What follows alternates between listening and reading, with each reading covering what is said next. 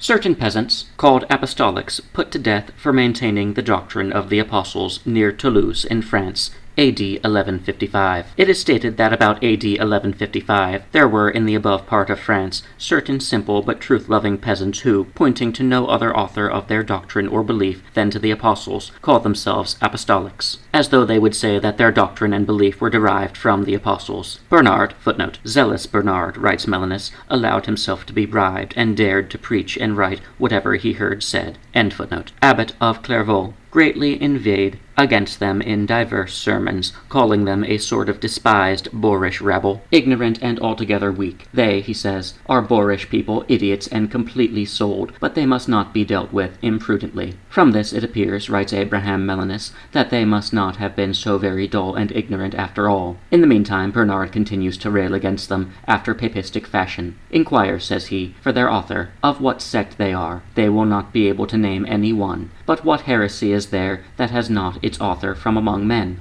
The Manichaeans had Manes as their head and master. The Sabellians had Sabellicus. The Arians, Arium. The Eunomians, Eunomium. The Nestorians, Nestorius. Likewise every other similar pest had its separate master among men, from which it derived both its origin and name. But what name or title shall be given or accorded to these? None at all, he says, because they received their heresy neither from nor by men. Nevertheless, far be it from us to say that they received it through the revelation of Christ. Continuing, he shows in what their so-called heresy consisted, saying, they ridicule us that we baptize infants, that we implore the intercession of the saints, and the like. It has been found that they would rather die than be converted, namely to the Roman Church. Many a time the believers, he means the papists, laid hands on some of them, drew them forth, and being asked concerning their faith, they would not confess their wickedness, but openly protested that they taught the true godliness, and were ready to die for it. In the meantime, the people that stood by were not less ready to put them to death, and falling upon them, they made these new heretics martyrs of their own faith. Some wonder at this, that when led forth to death,